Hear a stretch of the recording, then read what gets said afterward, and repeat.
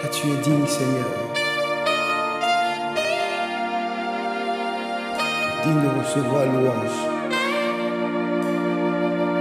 Toi seul est digne.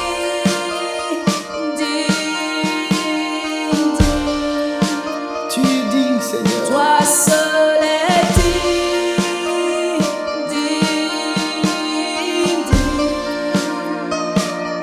de recevoir honneur et gloire. Toi seul est digne, tu es digne. Toi seul est digne,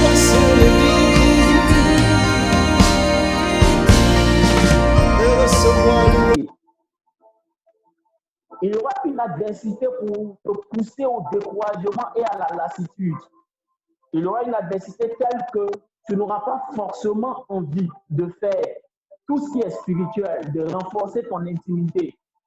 Mais c'est le moment le plus propice, car c'est ce moment-là qui déterminera ta moisson.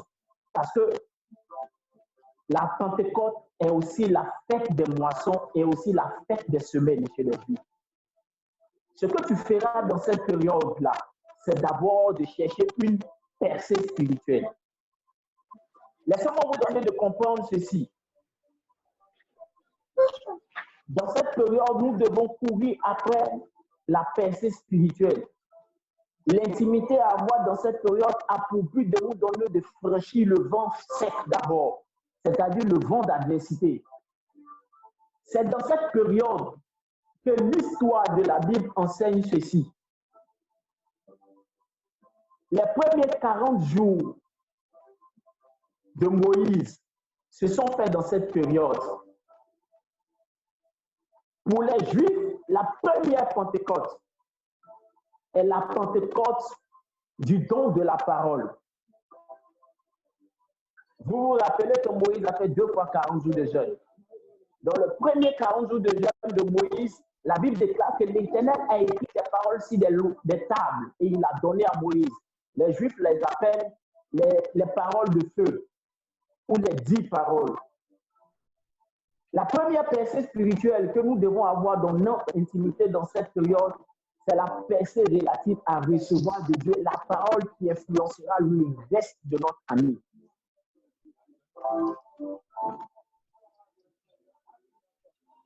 Plusieurs personnes ont arraché à la Pâque le symbole que cela représente et la force que cela représente. Mais nous, dans cette période-là, nous devons considérer que c'est une période stratégique, tant pour nos vies personnelles, mais pour l'humanité. Parce qu'elle coïncide à une période où les activités sont... Il y a moins d'activités à cause de la pandémie. Il y a moins d'activités à cause de la situation que nous sommes en train de vivre. Donc, il y a plus de temps pour se rapprocher de Dieu. Il y a plus de temps pour s'attacher au Seigneur. Dans cette période-là, nous devons, comme Moïse, nous approcher du Seigneur pour recevoir des paroles que l'Éternel lui-même pourrait écrire. Ça doit être des paroles spécifiques et stratégiques. Ce n'est pas simplement le lieu de prier. Ce n'est pas le lieu simplement de demander des choses à Dieu. Nous devons axer notre intimité d'abord dans l'étude de la parole. Vous savez que toutes les révélations que Dieu a données, tout remarque que Dieu a donné à quelqu'un qui a pu franchir le temps, qui a pu évoluer dans le temps, a eu son équivalent dans le Logos. Parce qu'il y a une période de dualité où il y aura l'adversité. Le diable peut t'attaquer sur le principe de t'empêcher de prier. Mais il faut comprendre que tu dois chercher comme Moïse dans la parole. Et cette parole que l'Éternel te donnera pendant que tu seras en train d'étudier la parole, va être ce qui te donnera d'avancer et d'influencer tes 5 prochaines années, tes 10 prochaines années. Toute ta décennie sera affectée parce que tu entendras de Dieu. L'histoire d'Israël a été affectée jusqu'à présent parce que nous appelons les 10 commandements. Des 10 commandements, ils ont pu écrire toute la loi annexe. C'est pourquoi j'exhorte quelqu'un dans cette période à percer dans son étude de la parole. Il faut que nous passions du même stade d'avoir une idée. Nous recevons des idées quand nous écoutons des prédications, ce n'est pas mauvais. Mais du stade d'écouter la prédication, nous devons avancer vers la lecture. C'est pourquoi nous avons étudié les livres d'Ézéchiel, nous avons lu les livres d'Ézéchiel. Ézéchiel dit que le sacrificateur, l'ange de l'Éternel l'a fait sortir du temple. Et il a pu remarquer qu'il y a un courant qui était en train de couler. Il a pris 1000 coudées. Il est arrivé au niveau où l'eau était à ses chevilles. 1000 coudées après, l'eau était à ses genoux. 1000 coudées après, l'eau était à ses reins. Et 1000 autres coudées, c'était un torrent. Chacun de nous doit faire l'effort de pouvoir avancer. Si tu es au niveau d'écouter des prédications, va toi-même fier. Si tu étais au niveau de la lecture de la parole, il faut entrer plus en profondeur en méditant. Et si tu étais au stade de la méditation, tu dois aller plus en profondeur en étudiant. Nous devons creuser. Vous imaginez ce Moïse pendant 40 jours et 40 nuits en train de chercher, en train d'écouter Dieu, en train d'être au pied du Seigneur, comme la Bible le déclare, au pied, comme mes disciples, au pied du Maître, en train de recevoir. Je vais dire quelque chose d'assez important. Moïse a écrit le Pentateuque parce qu'il n'était pas à la création. Il a pu écrire le Pentateuque parce que Dieu lui a conté l'histoire. Dieu te contera l'histoire de ta vie. Les buts qu'il voulait atteindre avec toi pendant cette période. À quel niveau tu es et ce qu'il y a à faire pour les autres choses. J'insiste sur cette première percée. Chacun de nous doit foncer, chacun de nous doit avancer, chacun de nous doit changer de niveau. Surtout le niveau de chercher Dieu par la parole. Force est de constater que nous avions bâti, nous, serviteurs de Dieu, une église basée sur nos prédications plutôt que sur l'étude de la parole. Il est vrai que Pierre a dit, petits enfants désirés, comme tout enfant nouveau-né, le lait naturel pur que la parole du Seigneur. Donc, il y a aussi d'abord la prédication que tu reçois, mais nous devons faire grandir l'église de Dieu, nous devons faire grandir, parvenir à la maturité les enfants de Dieu. C'est pourquoi j'insiste sur cette première pensée. Chacun de nous doit forcer. Vous savez, même chez les Juifs, il y a 4 niveaux de l'étude de la parole. Le plus haut niveau de l'étude de la parole chez eux, c'est le sod. On commence d'abord par le pécha, le récha, le dérach et le sod. Le sod, c'est le 4e niveau. Quand tu arrives au niveau du sod, on dit que tu es rempli de la parole. Mais si vous faites attention, les initiales de ces 4 niveaux, c'est P, R, D, S. Le PRDS chez eux est l'équivalent de ce qu'on appelle le Pardes, qui est un mot syrien duquel est quitté le mot paradis. Parce qu'eux, ils n'avaient pas les voyelles, donc ils travaillaient avec les consonnes.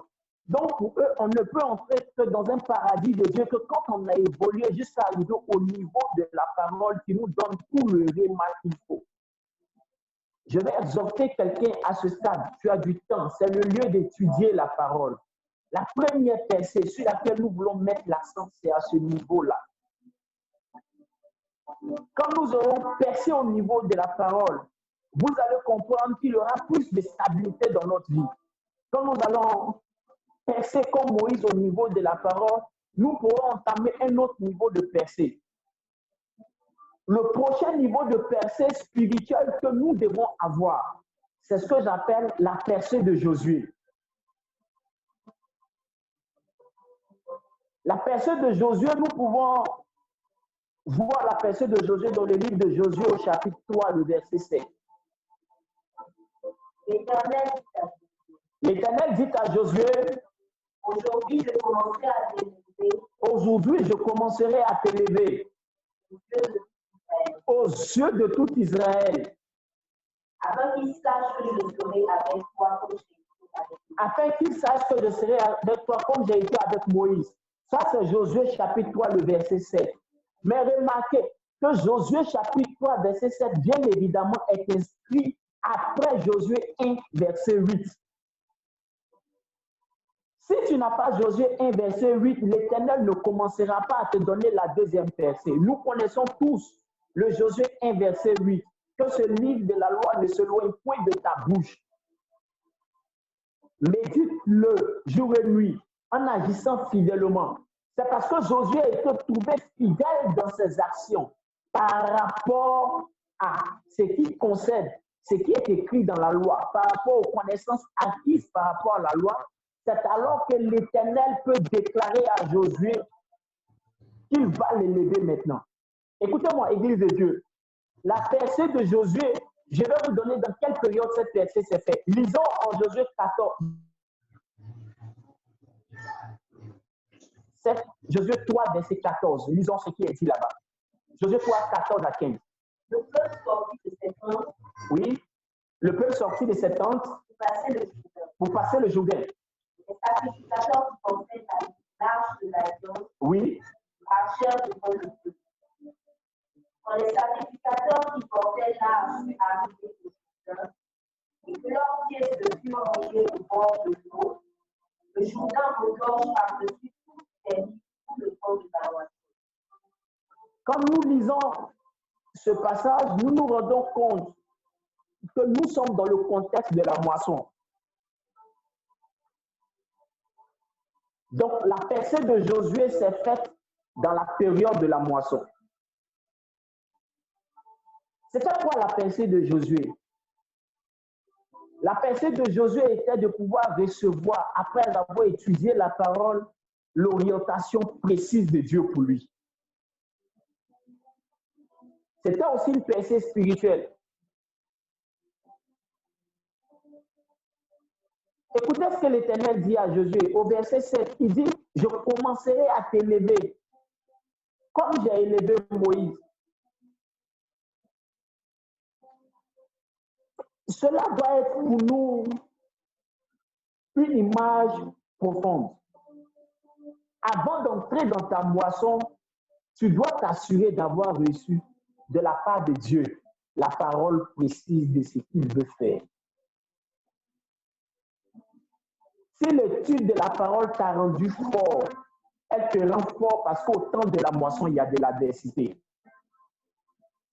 La Bible dit que la rivière du Jourdain regorge et est en crue pendant la période de la moisson.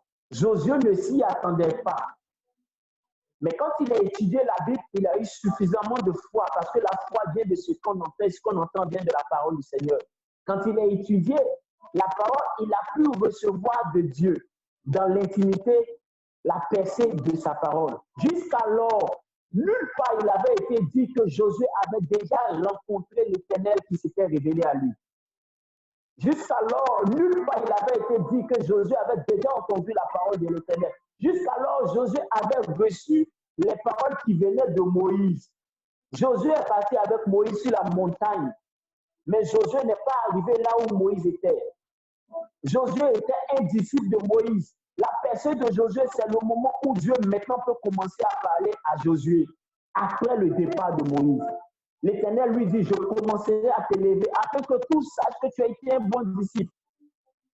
Cette percée nous amène à recevoir de Dieu un niveau de révélation plus élevé que ce que nous avions hier de nous.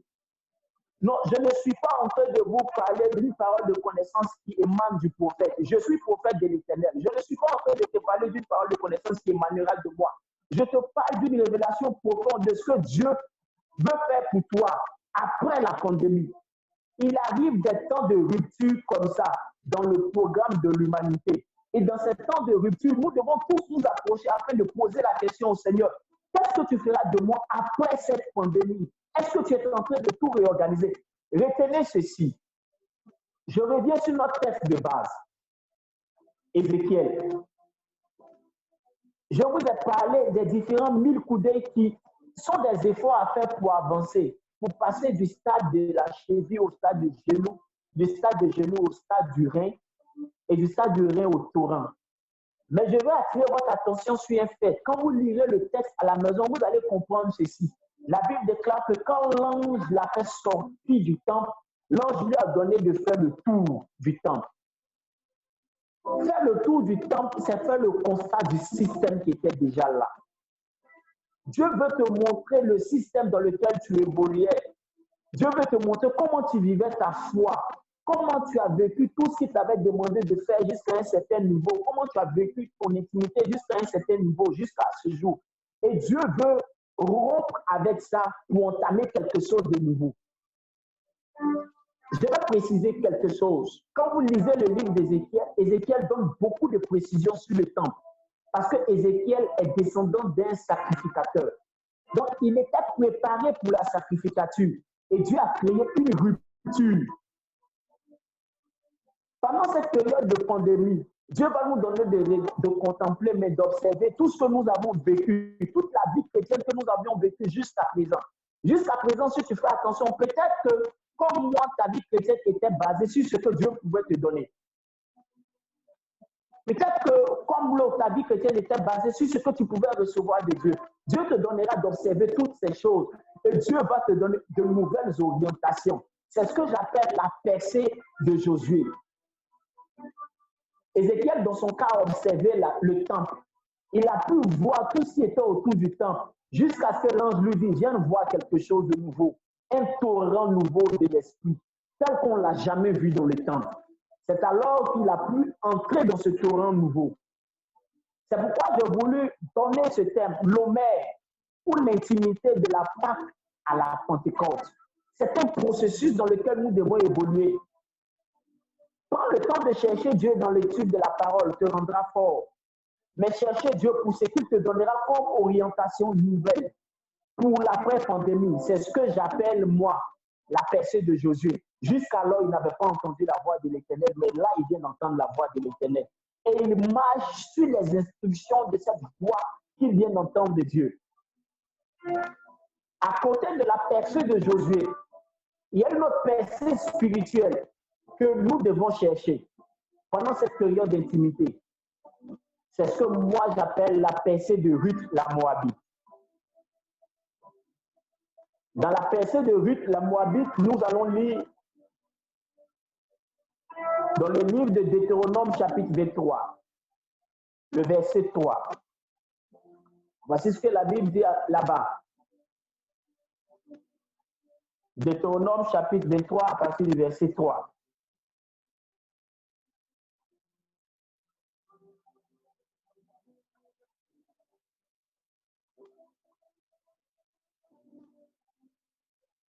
La Bible dit, l'Ammonite et le Moabite n'entreront point dans l'assemblée de l'Éternel, même à la 10e génération et à perpétuité.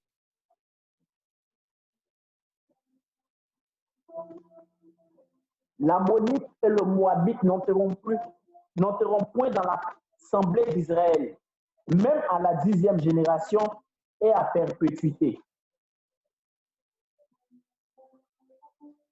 Cette parole est une parole que l'Éternel a lui-même prononcée sur les descendants de Moab et sur les Ammonites. Cette parole, l'Éternel l'a prononcée sur les descendants de Moab et sur les Ammonites parce qu'il y a eu un problème. Le problème, c'est que quand Israël sortait de la captivité de l'Égypte, les Moabites se sont dressés contre eux.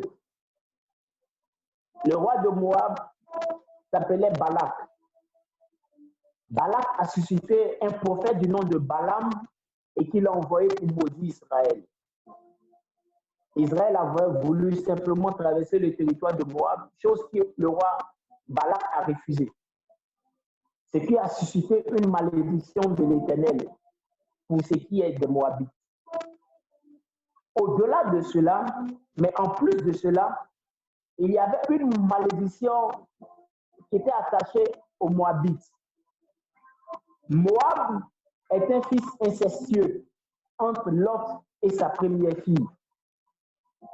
Alors que dans le Lévitique du peuple d'Israël, il est dit que quand deux personnes auront commis l'inceste, il faudra que ces personnes soient tuées. Lot s'était séparé de son oncle Abraham, il est allé s'installer à Sodome et Gomorrhe, et pendant qu'il y était, Abraham a intercédé en sa faveur. À la suite de l'intercession, Lot n'a pas été tué. Il est allé s'installer dans un territoire dans les plaines, mais son épouse, comme vous le savez, s'est transformée en statue de sel. Et la Bible déclare que ces deux filles, parce qu'étant isolées, loin de toute autre habitation et donc de toute autre personne, ont donné à leur père vivant et sont sortis avec lui. L'aîné a eu Moab. Donc voici deux malédictions spécifiques. J'appelle la première malédiction la malédiction de la mort ou l'inceste. Et la deuxième malédiction, c'est la malédiction que l'Éternel même a prononcée. À perpétuité, aucun Moabite ne doit avoir accès au peuple d'Israël. Je vous parle maintenant de la percée de Ruth la Moabite. La Bible déclare que un homme du nom d'Elimelech avec son épouse Naomi se sont rendus pendant la famine sur le territoire de Moabite. Et pendant qu'ils y sont arrivés, en 10 années, le désastre les a frappés. Et pendant que le désastre les a frappés, la Bible déclare qu'Elimelech meurt, Machlon, son fils, meurt, Kiljon, son fils, meurt, et Naomi décide de retourner dans son territoire. Ces deux filles se séparent. Vous connaissez l'histoire. L'une s'en va, Orpa, mais Naomi décide de rester. Sinon, Ruth la Moabite décide d'accompagner Naomi. Pendant qu'elle décide d'accompagner Naomi, la Bible précise en Ruth chapitre 1 au verset 22 que c'était le temps de la moisson d'orge. Je lis le verset. La Bible déclare, ainsi revint du pays de Moab, Naomi et sa belle-fille, Ruth la Moabite. Elles arrivaient à Bethléem au commencement de la moisson de l'orge.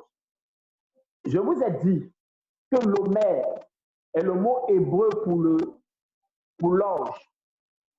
Et que cette période de la moisson de l'orge est entre la Pâque et la Pentecôte. C'est donc dans cette période que Ruth peut oser entrer dans le territoire. Elle découvre, mais elle introduit alors une percée qui était interdite à tous les Moabites. Quelle est cette percée? C'est la percée face à une malédiction d'une condamnation pour un acte commis à une période spécifique.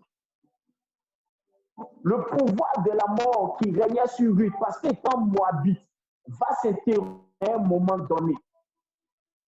Mais le pouvoir de la limitation sur la vie de Ruth la Moabite, prononcé par l'Éternel lui-même, aussi sera obligé d'être interrompu à cause de l'audace de la foi de cette dernière. Quand vous lirez la Bible dans le livre de Matthieu au chapitre 1 au verset 5, vous vous rendrez compte que celle qui était issue d'une relation incestueuse, Ruth la Moabite, donc soumise au pouvoir de la mort, sera comptée dans la généalogie de celui qui produira la vie. C'est l'une des plus grandes percées que nous devons chercher. La percée spirituelle qui donnera à Dieu de se repentir d'une malédiction qui était sur nos vies ou de rompre une malédiction qui était sur notre vie ou briser une limitation qui était sur notre vie. Écoutez-moi très bien. Dans cette période-là, nous devons comprendre une chose. L'intimité va susciter un intérêt particulier de Dieu sur nous. J'ai compris en étudiant pas simplement le choix de Ruth, mais ce que Jésus disait aux deux sœurs de Lazare. Ta sœur a choisi la bonne part. Quand nous étudions l'histoire de Ruth, la Moabite, et de sa collègue Orpa, nous nous rendons compte dans l'histoire des Juifs que Orpa, lorsqu'elle s'est séparée de Naomi, a engendré le guerrier des Philistins, du nom de Goliath, plus tard. Mais quand nous étudions aussi le livre de Ruth, nous nous rendons compte que Ruth aussi de son côté, pour s'être reconnectée à Dieu au travers de Naomi, lorsqu'elle a dit « Ton peuple sera mon peuple et ton Dieu sera mon Dieu », l'opportunité lui a été donnée à elle de pouvoir être l'arrière-grand-mère de David.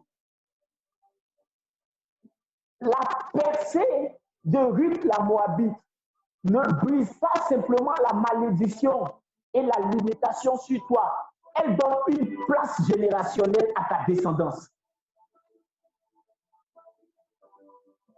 C'est pourquoi nous devons nous attacher foncièrement dans ce temps à une intimité plus que hier. Et c'est la raison pour laquelle je dis, Dieu est en train de tout réorganiser pour certaines familles. C'est pourquoi il a permis il veut profiter de cette pandémie. Cette pandémie a lieu dans le temps de l'Homère, afin que vous et moi, nous expérimentions appartenaient à une famille qui servait des idoles et que cela avait suscité sur toi une certaine malédiction, une certaine limitation. Laisse-moi te dire que dans l'Homère, plusieurs personnes dans cette période ont réorganisé leur vie et ont reçu de la part de l'Éternel de nouvelles promesses, ont reçu de la part de l'Éternel force, courage pour pouvoir affronter plusieurs événements pour devenir d'autres créatures et d'autres personnes. Laisse-moi te dire que dans cette période-là, l'opportunité t'est donnée de déterminer ce que deviendront ta descendance, ce que deviendront tous tes enfants. Comme cette Moabite, tu dois briser tout ce qui est limitation qui se présente à toi. Tu ne pourras le faire que quand tu auras fait le choix de la connexion définitive, de la connexion véritable, c'est-à-dire de l'intimité. C'est le lieu où il faut plus chercher Dieu que hier. Tu n'as pas encore cherché Dieu. Je me suis rappelé de cette parole-là.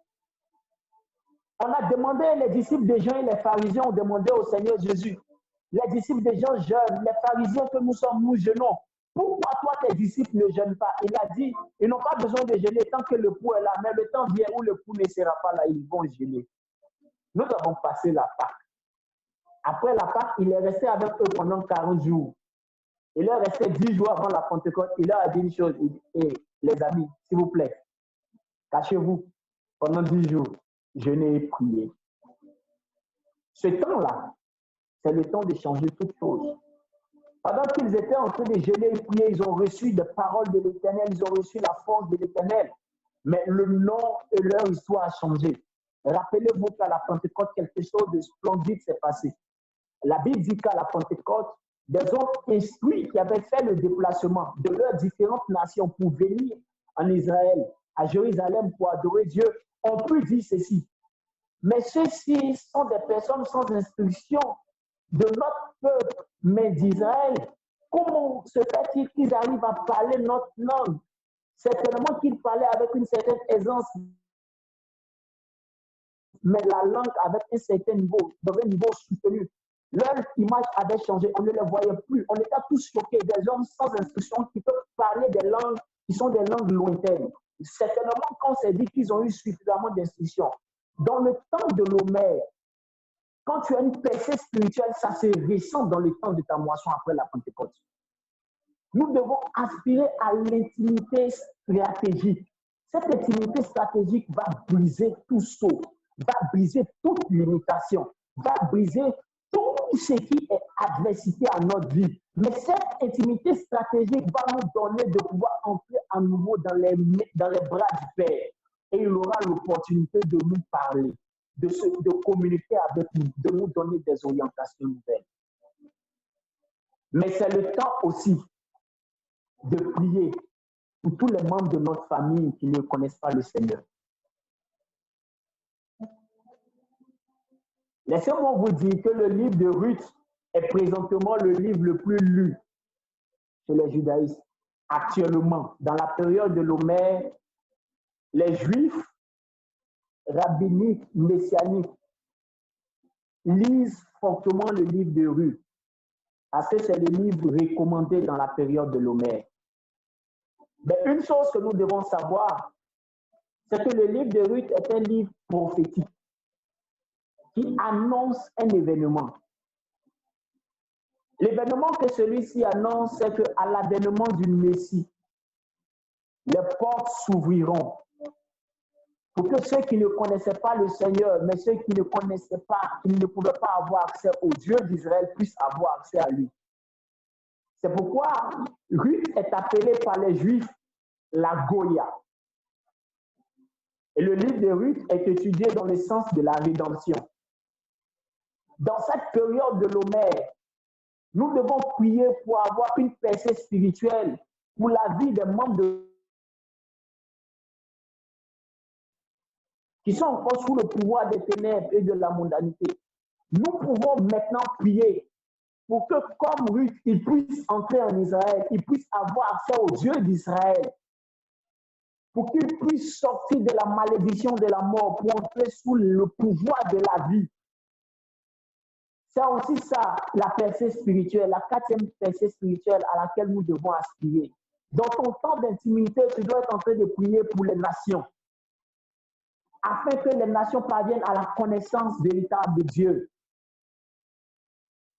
Si nous avons de l'intimité avec Dieu, si nous avons goûté, nous avons vu comment notre Dieu est bon, comment il y a des délices à marcher à ses côtés, si nous avons goûté comment notre Dieu est merveilleux, il est nécessaire pour nous de prier pour l'humanité. Je dirais gloire à Dieu, que l'humanité soit face à la rupture. Gloire à Dieu, que l'humanité soit face à de l'incompétence, à son incapacité à pouvoir faire face à un virus. Nous devons profiter de ce temps pour prier, pas seulement pour que Dieu guérisse, que Dieu apporte la solution à cette pandémie, mais dans l'après-pandémie, que plusieurs aient pu recevoir la révélation du Dieu véritable, de Jésus-Christ de Nazareth. Ça sera la plus grande percée que nous aurons pu offrir à toute l'humanité. Que Jésus puisse marcher dans les villes et dans les cœurs. Nous avons pu voir dans cette période plusieurs nations appeler le Seigneur Jésus en soutien. Nous devons accompagner ses désirs, nous devons accompagner ses actions, afin que ce ne soit pas que des actions basées sur la peur, qui leur donnerait de retourner à ce qu'ils avaient voulu plus tard. Nous devons prier fortement, afin que ces personnes puissent véritablement rencontrer Dieu et que ces nations puissent marcher avec le Seigneur. L'opportunité, la moisson est mûre. Nous devons prendre la possible pour avoir cette grande percée spirituelle. La plus grande percée spirituelle que l'humanité à laquelle l'humanité pourrait aspirer, c'est de voir le monde, nous, Église, voir le monde se donner au Seigneur Jésus. Est-ce que tous peuvent se donner au Seigneur Jésus? Tous ceux qui peuvent entendre le message de l'Évangile peuvent accepter Jésus. Nous ne sommes pas dans une question doctrinale pour dire il y a ceux qui sont prévus, ceux qui ne sont pas prévus, ceux qui sont prédestinés ou pas.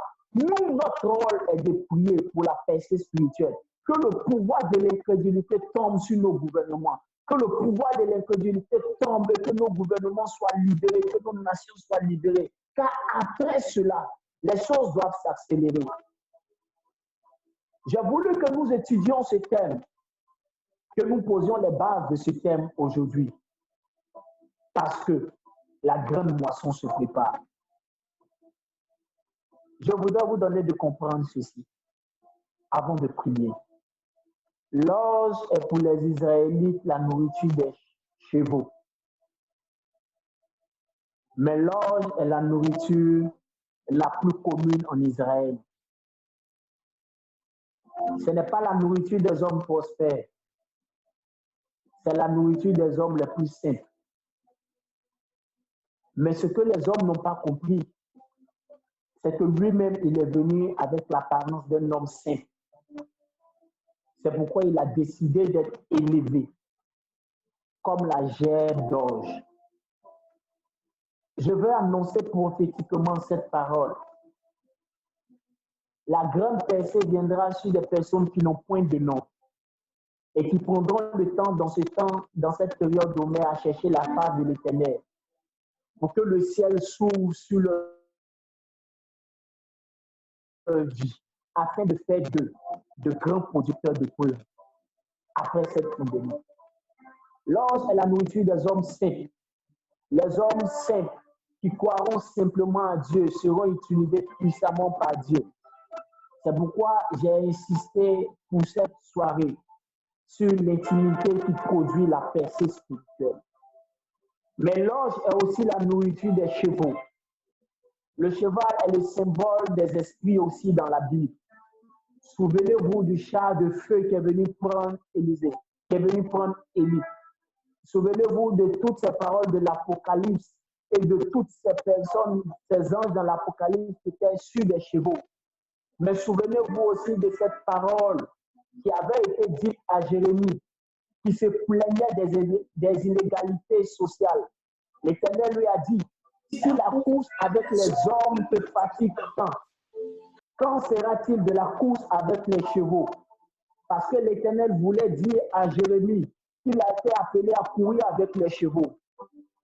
L'ange sera pour toi la révélation que Dieu te donnera pour te donner d'aller avec une grande vitesse. C'est pourquoi dans le temps de l'Homère, pense pour recevoir une pensée de Dieu. Tu es homme d'affaires, tu es chrétien simple, tu es pasteur. Je te donnerai demain une révélation profonde sur ce que l'Éternel fera avec la vie de ceux qui auront bâti leur intimité dans cette période. Je te donnerai une révélation profonde sur ce qu'on appelle l'offrande de la Pentecôte.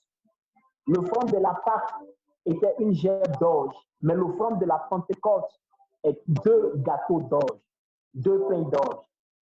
Que Dieu te bénisse. Que Dieu te donne de pouvoir t'attacher à cette intimité. Que Dieu te donne de pouvoir foncer dans cette intimité. Que Dieu te donne de pouvoir chercher la face du Seigneur sans répit. Que Dieu nous bénisse et que Dieu garde sa main sur nous. De là où tu es, j'aimerais que nous puissions prier.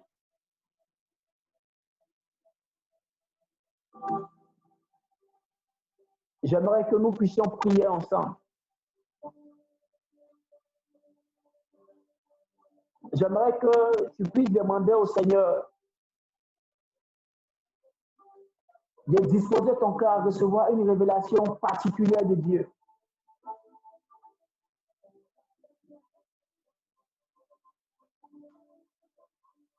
De disposer ton cœur à pouvoir te donner une soif particulière de lui dans cette période.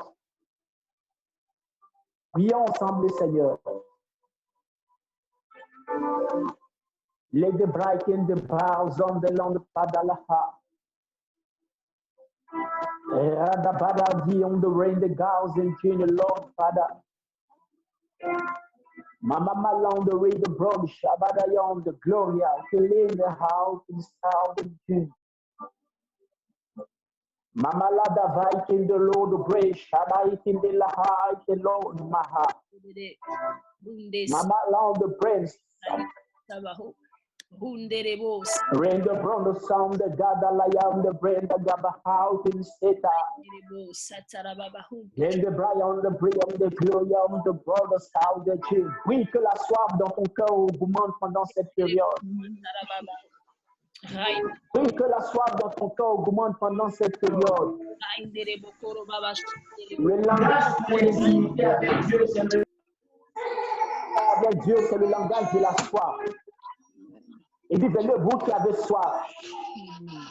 Le langage de l'intimité avec Dieu, c'est le langage de la soif.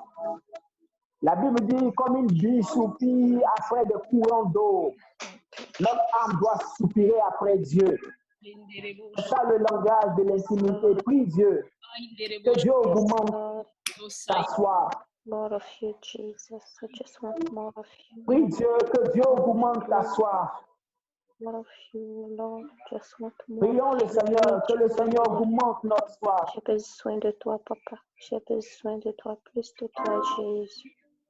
Plus de toi, Jésus. Plus de toi, Jésus, dans ma vie de tous les jours. Celui qui n'a pas faim ou celui qui n'a pas soif, pour le pied et le rayon de miel. Sois Père, je prie. Donne d'avoir encore soif de toi. Soif de ta présence. Aller dans la profondeur de ta parole, Seigneur. Aller dans la profondeur de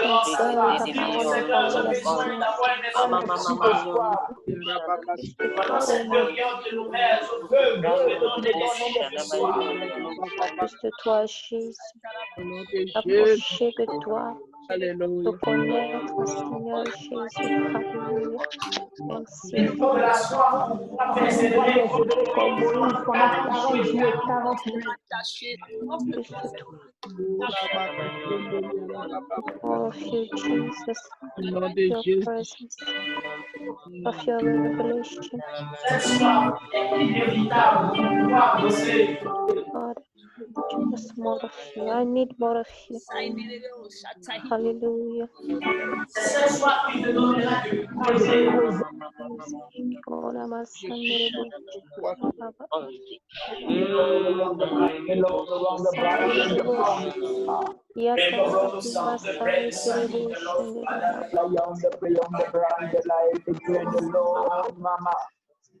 Shadalaya on the bray on the gloria on the baba bagaya on the bray on the gloria. I the bray on the lady on the long the red house, the gal, the chin, the break out, the chin. Shadalaya on the bray on the go, my heart is long, Father. The baba baba on the lane, the house in the chin. Rain the gal, the chin, the break, side the long, the chin. Nous allons encore prier. Et je voudrais que nous puissions prier afin de demander au Seigneur d'ouvrir le ciel au-dessus de nous. En Ézéchiel, à son chapitre 2, même déjà au chapitre 1er, Ézéchiel dit, j'étais au bord du fleuve Kédar, parmi les déportés, et j'ai vu le ciel ouvert. Alors j'ai reçu la vision de Dieu.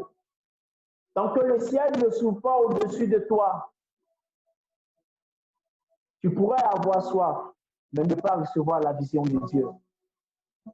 C'est pourquoi nous devons prier afin que pendant cette période, que le ciel s'ouvre au-dessus de nous. Daniel a eu soif et il a prié longtemps. Mais parce que le ciel n'était pas ouvert, il a fini 21 jours de jeûne. Il a fallu la persévérance pour pouvoir avoir un exaucement.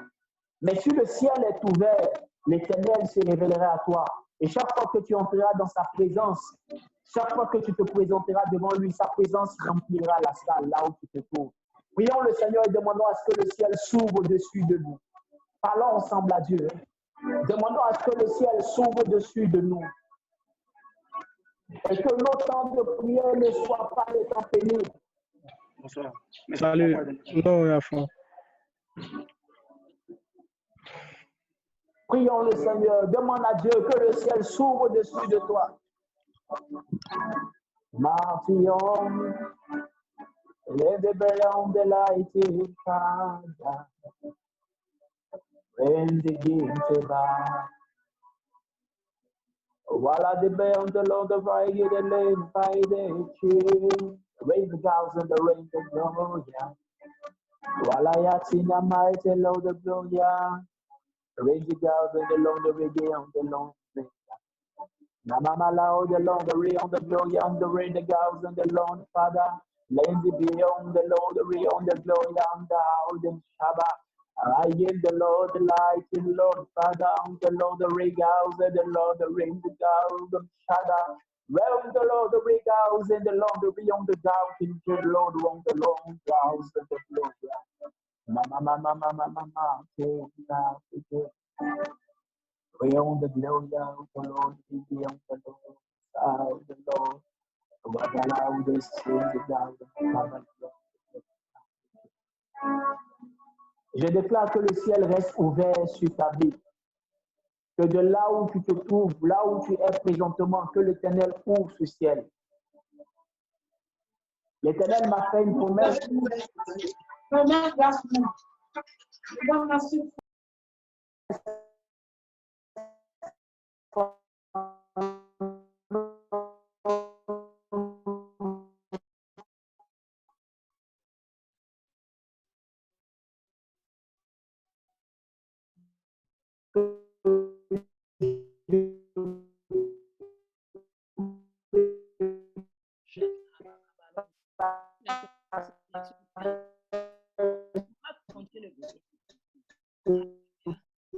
va continuer à prier.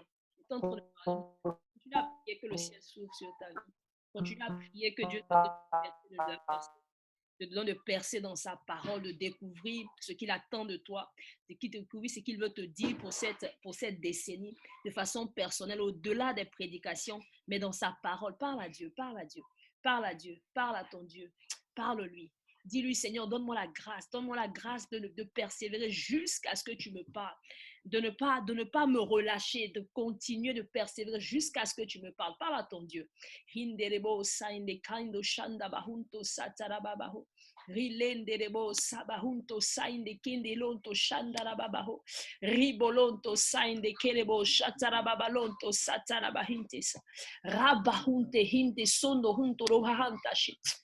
Rabahunto robahanta sakarabashondo rohinte sata. Ribolonto sata kinderebo satarababaloko. Je disais tout à l'heure que l'Éternel nous donne ici. Pendant que je préparais ce programme, l'Éternel m'a donné un signe. Et le signe est celui-ci. C'est que plusieurs personnes parmi nous pourront voir de là où elles se trouvent de la poudre ou de l'or. Certaines sentiront fortement la présence du Seigneur sur tout leur être durant ces 3 jours de programme, mais d'autres personnes auront cette présence de manière physique qui sera manifeste par la poudre de l'or, des paillettes d'or, de la poudre de l'or, soit sur toi ou dans la maison ou sur quelqu'un dans la maison. Mais la poudre de l'or va apparaître dans la vie de plusieurs personnes. C'est un signe que l'Éternel donne.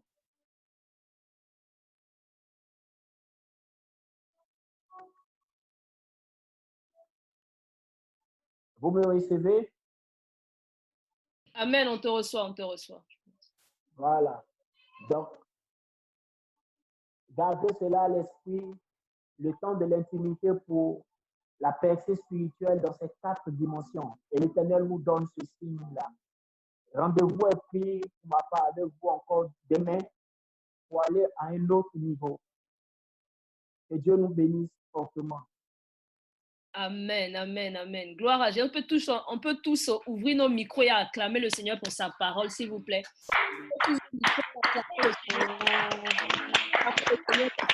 Amen. Ton micro et acclame le Seigneur pour sa parole.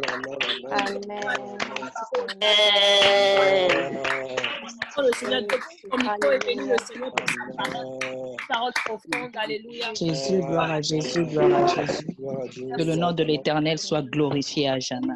Gloire à Dieu, gloire à ta parole, Seigneur. Le Seigneur pour sa parole. Seigneur. Hallelujah. Thank you, Jesus. Thank you, Lord. Thank you, Lord. Merci, Papa. Bless your name. Hallelujah. In Jesus' name. Amen. Seigneur. Amen. Thank you, Lord. Hallelujah. Thank you, Jesus. Sa parole. Oh, gloire à Dieu. Gloire à Dieu. Gloire à l'agneau. Merci, Père. Merci, Père. Merci, Père. Merci, Jésus. Jésus. Hallelujah. Yes. Oh, Seigneur, Bénissons ton nom, Papa. Nous élevons ton nom, Jésus. Merci, Père, pour cette révélation. Merci, Seigneur. Merci, Seigneur, pour cette bénédiction ce soir. Merci, Papa. gloire à toi. Merci pour tes promesses, oh Jésus. Alléluia. Alléluia. Amen. Oui. Tu es le serviteur de Dieu connecté. Il y a quelqu'un qui est toi comme servant de Dieu. Il y a quelqu'un d'autre qui est servant de Dieu qui est Il y connecté. a 2 servantes de Dieu. Il y a la servante Diane Mongo et puis il y a la servante Ghislaine Porte qui sont connectées. D'accord. Et il y a le prophète Eric aussi, mais donc il est parti. Le prophète Eric était là aussi. Oh, il vient de partir. Il y avait le prophète Eric qui était là, mais il vient de partir. Je pense que je vois l'onction arriver sur l'une des servantes de Dieu. Amen.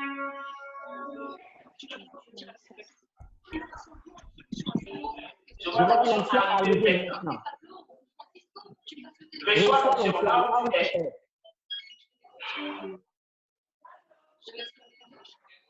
Je l'ai vu comme un aigle qui est entré dans sa maison. Et je vois comme du feu embraser sa maison. À l'instant où je suis en train de parler. Ah. Amen.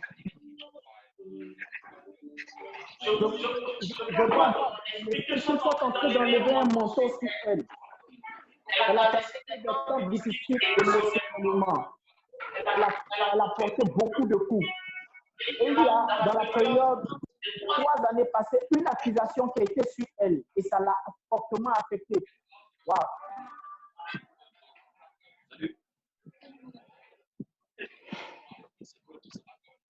Je vois la main de l'Éternel venir ôter ce manteau. L'aide de l'Éternel est là avec des anges. Il ôte ce manteau, ce poids qu'elle a porté. Cette période d'accusation est passée. Cette période de lenteur dans le ministère est passée. Et je vois un nouveau revêtement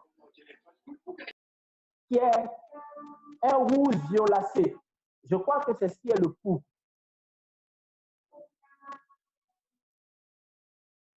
Je le vois qu'on le porte sur sa vie. C'est pas ce que je suis en train de voir parce que je vois l'onction bouleverser toute chose là où elle est actuellement.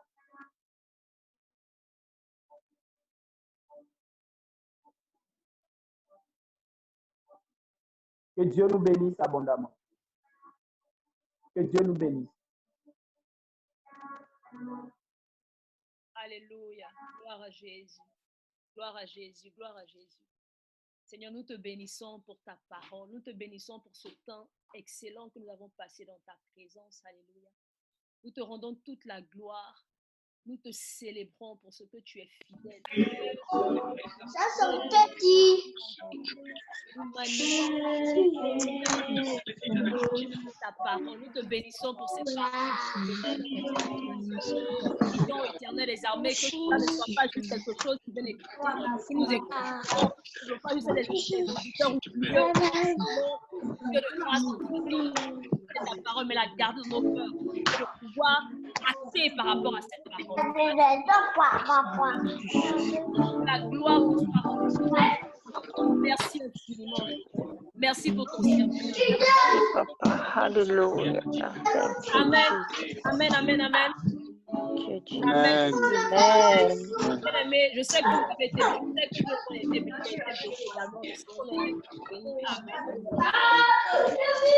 On va se donner rendez-vous pour demain.